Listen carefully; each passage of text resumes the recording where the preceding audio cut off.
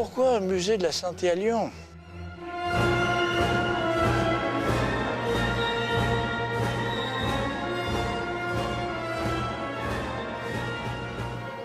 Nous avons un grand projet qui est d'installer dans cet hôtel-Dieu l'ensemble des collections réunies, regroupées et adaptées à un projet muséographique digne du XXIe siècle.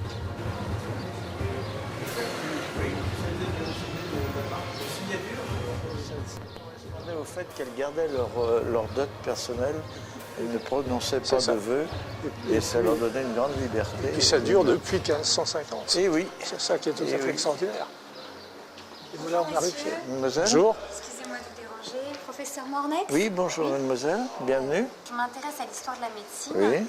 Et j'ai assisté à votre conférence l'autre soir et j'aurais aimé connaître les collections que vous avez décrites Oui. et puis connaître un peu l'histoire de l'Hôtel-Dieu. C'est un long cheminement pour connaître les collections, mais nous commencerons ici, nous sommes à côté du musée de l'Hôtel-Dieu. Mais pour ce qui est de l'histoire, nous avons Régis Néret qui va vous raconter un peu l'histoire de l'Hôtel-Dieu, si vous le voulez. Cet hôtel-Dieu, il a été créé en 1182. Il a été construit par ce qu'on appelait des moines, qu'on appelait les frères pontifes, et qui à l'époque construisaient les ponts. Donc ce sont ces moines qui ont construit le pont de la Guillotière. Et au bout de ce pont de pierre, en 1182, ils ont construit le premier hospice hôpital de Lyon, qui était à 2 pas d'ici. Autour de cette première structure, qui s'est agrandie au cours des âges, on a eu des périodes tout à fait fastes, et en particulier au milieu du XVIe siècle, quand Rabelais est venu comme médecin à Lyon. Et il est venu à Lyon en fait parce qu'il écrivait. Et que Lyon était le grand centre français à l'époque de l'imprimerie et de l'édition. Et donc il a publié à Lyon Gargantua et Pantagruel, ces 2 grands romans que tout le monde connaît, mais il a publié aussi des livres de médecine, mais ça c'est la Renaissance. Ensuite l'Hôtel-Dieu s'est beaucoup développé. Soufflot a construit la somptueuse façade de l'Hôtel-Dieu que tout le monde connaît, qui donne sur le Rhône. Là on était au XVIIIe siècle.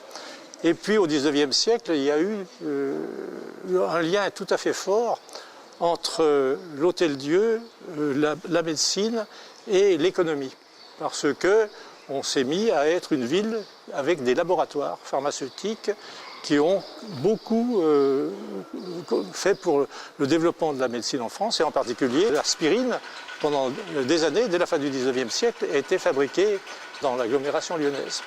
Aujourd'hui, les 2 tiers des congrès internationaux qui se déroulent à Lyon sont des congrès qui touchent la médecine, la pharmacie ou la chirurgie. Donc l'idée d'avoir ici un grand hôtel avec des salles de séminaire est une très bonne idée, à condition que ce soit tous liés autour de ce symbole que l'Hôtel-Dieu représente, de la médecine et de la santé en particulier lyonnaise. Car ce qui a fait cette réputation médicale, ce sont les hôpitaux de Lyon. La faculté est plus récente que dans d'autres villes, mais par contre la puissance hospitalière, qui était liée d'ailleurs à la générosité du public qui a permis de construire ces bâtiments, a été la force de développement de la médecine. Et c'est ça qu'on retrouve dans les musées. Exactement, et on prévoit l'avenir en se penchant sur le passé. C'est pour cela que je souhaite vivement que dans cet hôpital restent des lieux de mémoire sous forme d'un grand musée dont je vous reparlerai au cours de votre visite à Lyon. Je vous présente un musée très particulier parce qu'il bénéficie d'une atmosphère. Nous sommes en effet dans une salle de malade telle qu'elle fonctionnait encore au milieu du XXe siècle, avec sa dimension, sa hauteur, et à l'intérieur de cette salle sont disposés des objets. Alors il y a beaucoup d'objets médicaux, vous le verrez, mais il y a aussi des objets qui témoignent de la générosité de nos concitoyens qui, par des legs divers, ont légué des choses très différentes, des meubles, des tapisseries, toutes de grande beauté, de grande qualité, telle cette collection de faïences pharmaceutiques qui est unique en France et à cet égard intéresse beaucoup tous les spécialistes. Vous avez là le vase à Thériaque qui a été fabriqué exprès pour créer cette espèce de produit bon à tout et propre à rien, bien entendu. Nous rentrons là dans une série de 3 salles qui marquent le souvenir de la charité. L'hôpital de la Charité était un hôpital destiné à accueillir les plus pauvres. Vous en voyez là les traces iconographique et c'est un hôpital qui a été démoli en 1930. Nous avons 3 pièces là, qui sont toutes les 3 inscrites aux monuments historiques. Et c'est pour les préserver qu'elles ont été implantées ici. Donc tout ceci est un ensemble qui est quasiment intouchable et qui est aussi un des joyaux de ce musée. Et là, nous avons une exposition sur la seringue, la création de la seringue de Pravaz. Et vous verrez, quand vous irez à Rockefeller, au musée d'histoire de la médecine et de la pharmacie, il y a une partie de la collection qui est là-bas. Donc, les remettre ensemble me paraît une logique incontournable. Vous avez là un microscope qui est une pièce tout à fait exceptionnelle. Ce microscope est beau. Vous voyez qu'à côté des instruments de laboratoire actuels, il y a quand même une différence significative et cela implique tout ce goût de la beauté autour des problèmes de santé. Nous sommes là devant la pièce peut-être la plus émouvante de tout le musée, c'est le lit. Et comme vous le voyez, il est assez large parce qu'on n'y mettait pas 1, 2, 3, 4, mais quelquefois 5 malades. Et la chose n'a pu être modifiée qu'en 1830, lorsque le conseil d'administration a décidé d'acheter des lits uniques, un malade par lit. Ils ont été obligés de faire une souscription publique, ce qui témoigne encore de la générosité des Lyonnais. C'est une évolution majeure qui, pour le confort des gens, était au moins aussi importante que la découverte de beaucoup d'activités médicales. Et dans cette vitrine, que représentent ces poupées? Ah, ça c'est un choix délibéré pour rendre hommage au personnel que l'on appelle maintenant paramédical. Vous voyez là cette photo, là, cette sœur. Elle a la Légion d'honneur. Elle a la Légion d'honneur. Il y a eu 4 religieuses qui ont été décorées de la Légion d'honneur, certaines pour son travail. Elle a en particulier accouché 120 000 enfants. Comme vous le voyez, il y a beaucoup d'instruments dans ce musée. C'est normal, la chirurgie utilise toute une série d'appareils. Il y a aussi l'obstétrique. Mais je voudrais surtout attirer votre attention sur cette vitrine parce qu'elle est le reflet d'une spécialité qui s'est installée à Lyon au moment de la guerre de 14, qui était le traitement des gueules cassées. Et l'homme clé de l'affaire s'appelait Claude Martin et il a inventé toute une série de dispositifs pour compenser les destructions des os de la face. Je ne vais pas insister car vous verrez bientôt le musée dentaire où il y a des documents de cette même nature et aussi intéressants. Un appareil de jour qui est apporté toute la journée pour que la mandibule conserve la mémoire de la position antériorisée. Excusez-moi. Bonjour mademoiselle. Bonjour monsieur, j'ai pris rendez-vous pour visiter le musée. Très bien, c'est vous qui m'aviez appelé récemment. Nous allons procéder à la visite du musée alors. Pour paraphraser un homme très célèbre, 2 siècles d'odontologie vous contemplent. Vous avez une collection de fauteuils dentaires d'origine. Vous avez ici tous les instruments qui peuvent servir tout au cours de la pratique dentaire. Et là-bas, vous avez le clos du musée avec les prothèses et des prothèses avec dents humaines. Et je vous rappellerai simplement l'histoire de Cosette, dont la mère vendait ses dents. Et là, vous avez cette illustration. Au musée de l'Hôtel-Dieu, on m'a dit que vous me parleriez des prothèses concernant les gueules cassées. Les gueules cassées ont fait énormément progresser la chirurgie maxillofaciale. Et tout un tas de dispositifs prothétiques et de dispositifs destinés à déplacer les fragments osseux ont été inventés. Ici, vous avez des excellents exemples de ceci. Là, par exemple, vous avez la mâchoire supérieure. Cette prothèse était destinée à remplacer la mâchoire supérieure.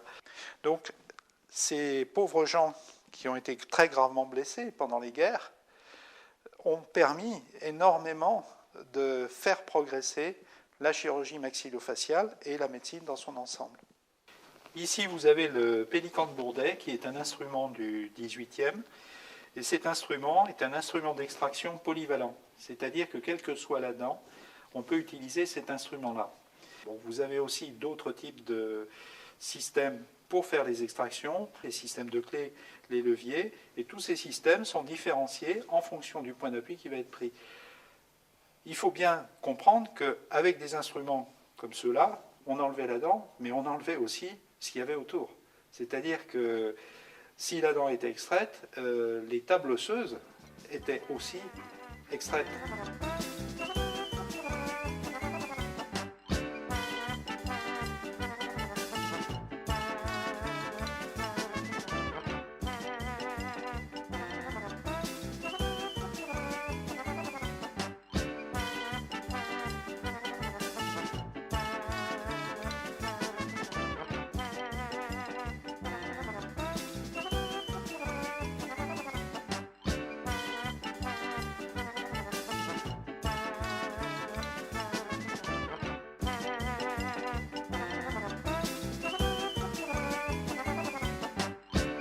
Alors ici, vous avez une vitrine qui représente tous les instruments de fabrication lyonnaise et qui montre bien l'interaction qui peut exister entre les industriels et les praticiens. Et en plus, ici, vous avez l'évolution des instruments avant et après Pasteur, c'est-à-dire après Pasteur, après l'apparition de la stérilisation, avec des instruments, les manches en ébène, en ivoire, et après Pasteur, le métal chromé. À travers ce musée, vous avez pu constater que l'odontologiste est utilisateur de techniques de pointe et de matériaux assez sophistiqués et qui permettent de tracer parfaitement l'évolution des sciences et techniques. Et les étudiants que vous avez vus tout à l'heure peuvent apprendre à travers tout ce qu'ils voient ici à inventer le futur. Donc c'est vraiment quelque chose d'important. Notre passé nous intéresse. Voilà. Je vais vous laisser et je vous remercie encore pour votre visite.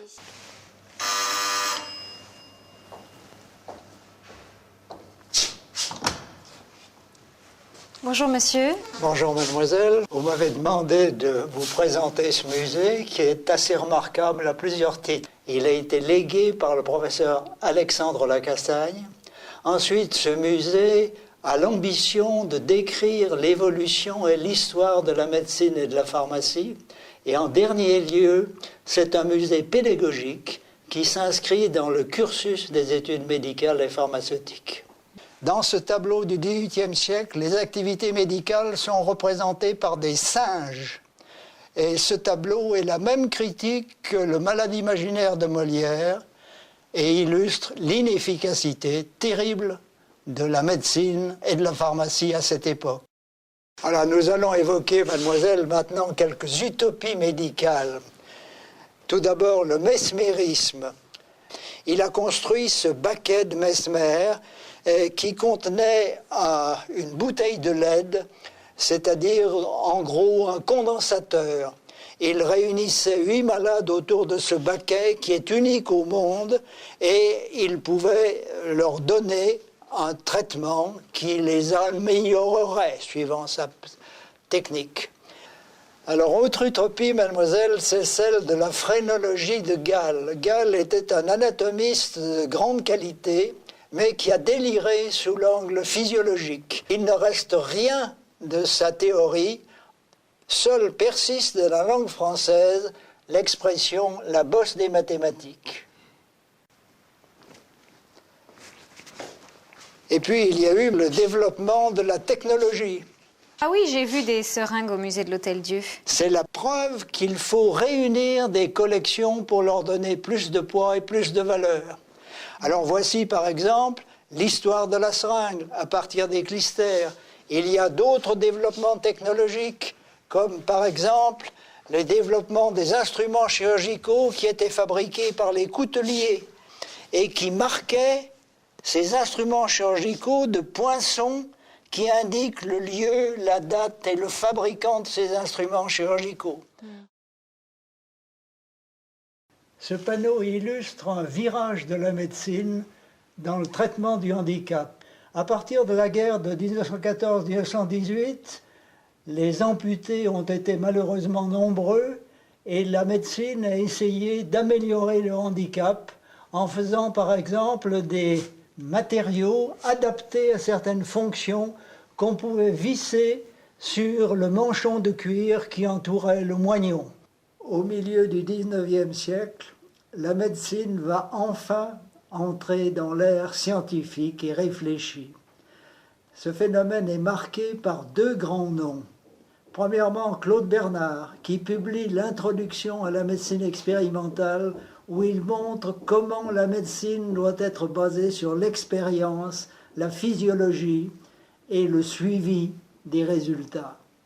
Le deuxième versant est représenté par Léopold Ollier, qui est un chirurgien qui s'occupe des os, qui montre le rôle du périos dans la régénération des os et qui surtout fait précéder ces interventions osseuses par des interventions expérimentales chez l'animal qui permettent de juger du résultat. Vous pourrez d'ailleurs, lors de la nuit des musées, voir les résultats de la chirurgie d'Ollier.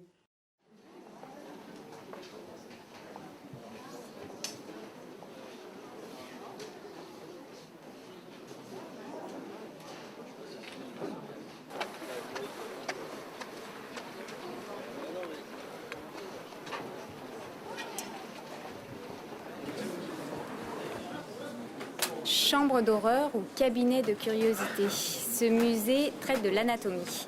Il accueille plus de 10 000 visiteurs par an, surtout lors d'événements particuliers comme ce soir, pour la nuit des musées ou lors de week-ends de patrimoine.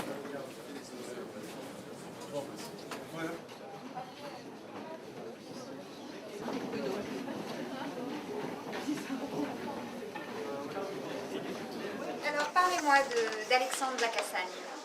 Alors Alexandre Lacassagne a été le créateur du laboratoire de médecine légale de Lyon. C'est un personnage qui va être en même temps, enfin on peut le considérer en même temps comme étant le créateur de la police scientifique. C'est-à-dire que ça ne va pas être simplement un homme de laboratoire, c'est quelqu'un qui va se déplacer sur le terrain, partir à la recherche d'indices, et puis évidemment travailler également sur le cadavre, et de là tirer des conclusions qui vont permettre, qui vont faciliter, comme dit, l'arrestation des criminels. Il ne faut pas s'imaginer que l'hôpital autrefois était un lieu d'accueil pour les bourgeois. C'était les gens du petit peuple, les ouvriers, les journaliers, les marchands ambulants, les sabotiers, etc., qui fréquentaient les hôpitaux. Et pour eux, c'était une bénédiction quand l'hôpital acceptait de récupérer le corps. Ça leur évitait évidemment les frais d'enterrement.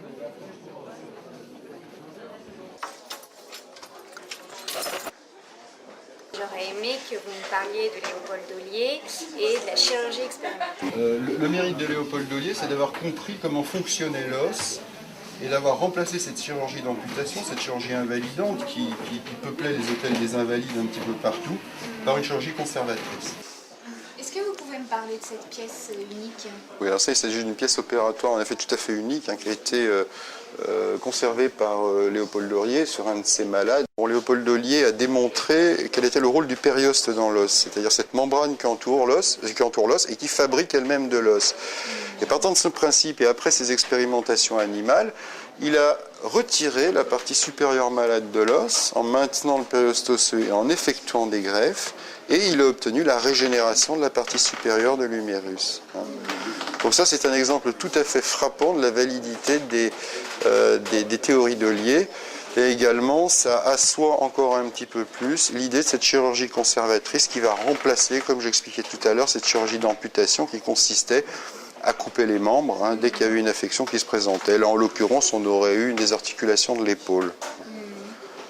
Et l'anesthésie existait ou... L'anesthésie existait à cette époque. Également, les principes, l'asepsie, l'antisepsie tirés des travaux de Pasteur et de Joseph Lister avaient été mis en pratique déjà depuis un certain temps. Troisième grande révolution d'ailleurs qui va accompagner ces deux premières, ça a été la révolution de la radiologie, où on va voir apparaître, quelques mois après la découverte de Röntgen en 1895, va être créé sur le site de l'Hôtel-Dieu de Lyon, dans une ancienne boutique désaffectée, le premier laboratoire de radiologie hospitalière qui sera dirigé par Étienne Destaut.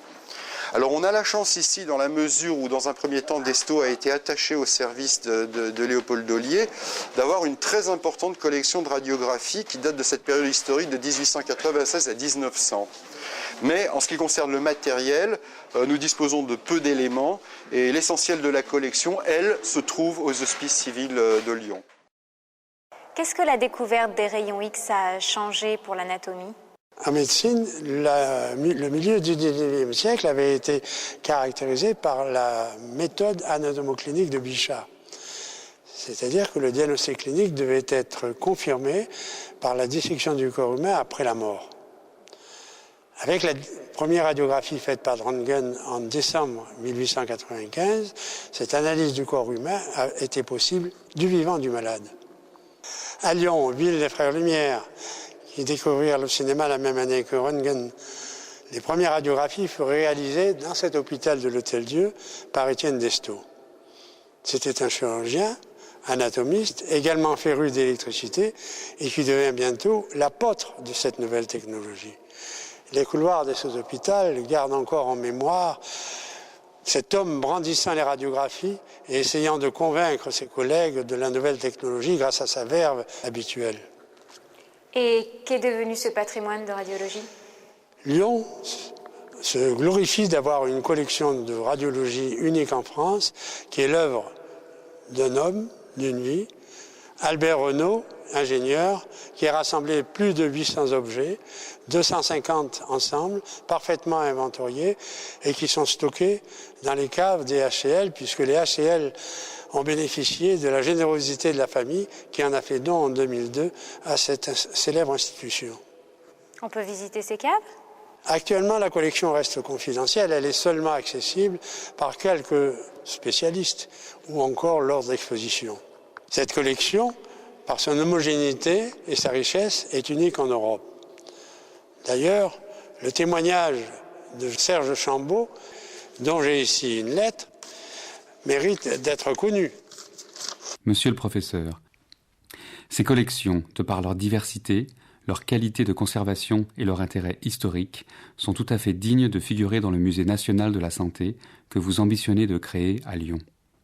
Le cas échéant, le Musée national des arts et métiers mettra à votre disposition les objets figurant dans ces collections et susceptibles de contribuer positivement au discours muséologique qui sera tenu dans ce nouvel établissement.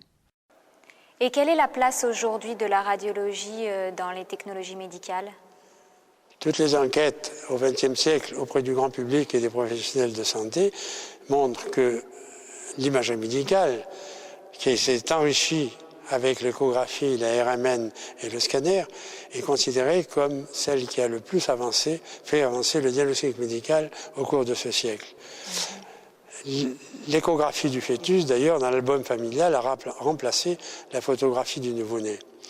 Quel est l'avenir de cette collection de radiologie ? Cette collection trouvera tout naturellement sa place dans le futur musée de la santé à Lyon. Alors, êtes-vous contente de votre visite à Lyon et de la visite des musées ? Oui, bien sûr. C'est passionnant. Mais un petit peu fatigant tout de même. Oui, j'imagine, oui.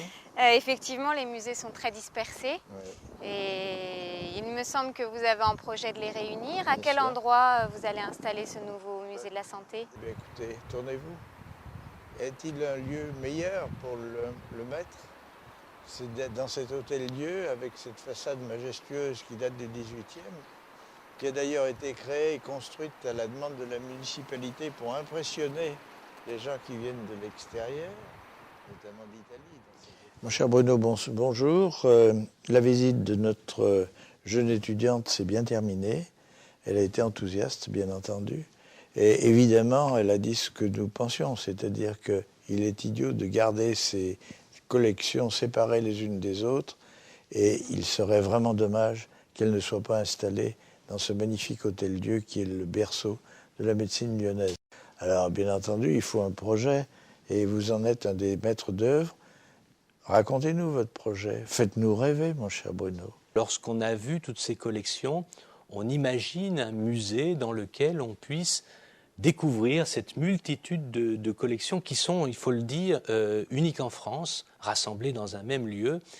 Et je crois qu'il y a moyen de faire un véritable musée dans lequel on puisse découvrir le corps, l'instrument, le médicament, l'hôpital, une sorte d'enveloppe dans lequel le projet pourrait être inscrit, qui serait l'humanisme, comme vous le dites souvent, c'est-à-dire cet ensemble de rapports humains qui fait que tous ces aspects que l'on voit vont toucher directement le visiteur et, je dirais, avoir un aspect extrêmement vivant et dans lequel il y ait de l'émotion et donc du rêve.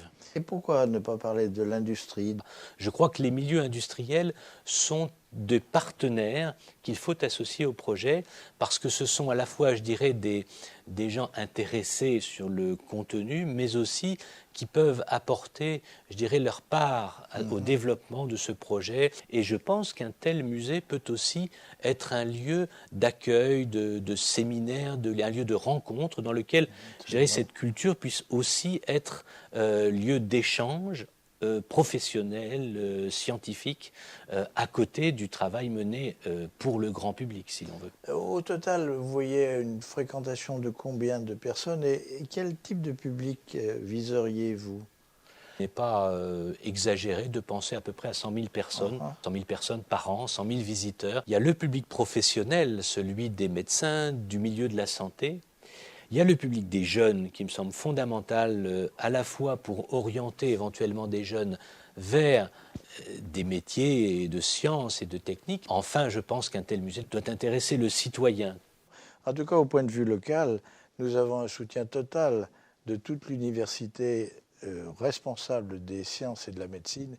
Et le président Lionel Collet nous l'a exprimé et je tiens à l'en remercier. Lyon est une ville de la santé. C'est une ville qui a une histoire dans le domaine de la santé. Depuis l'Hôtel-Dieu avec Rabelais jusqu'à Claude Bernard qui a donné le nom à cette université, qui est la première université de France par le nombre d'étudiants en santé, Lyon est reconnue.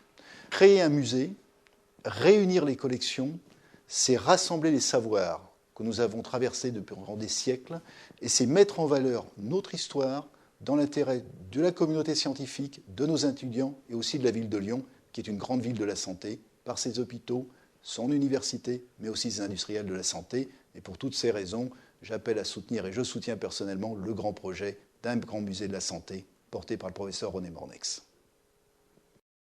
Je voudrais dire aussi que nous avons une attention extrêmement forte de la part d'un certain nombre de collectivités territoriales, régionales et autres, qui seraient prêtes à participer financièrement à cette aventure, qui ne serait que bénéfique pour le rayonnement de la région. Et au plan international, comment ça se situerait ? J'avais sollicité Robert Budd, qui est conservateur en chef, responsable des collections au Science Museum, qui a développé des choses... À Londres, tout à fait, et qui a développé des aspects tout à fait intéressants et qui a aussi, je dirais, une vision européenne tout à fait fondamentale et son apport a été aussi très important. Un excellent projet. Il n'existe rien comparable en Europe aujourd'hui. Si notre musée, Science Museum à Londres, a une excellente collection des objets médicaux, c'est toute l'histoire hospitalière dans un lieu de mémoire fort que nous manque. Le musée de Lyon, dans l'Hôtel-Dieu, ancré dans l'humanisme et l'innovation lyonnais, a un bel avenir devant lui. Nous tenons à disposition à monsieur le professeur René Mornex et toute son équipe tout notre encouragement afin de l'aider à accomplir ce grand projet.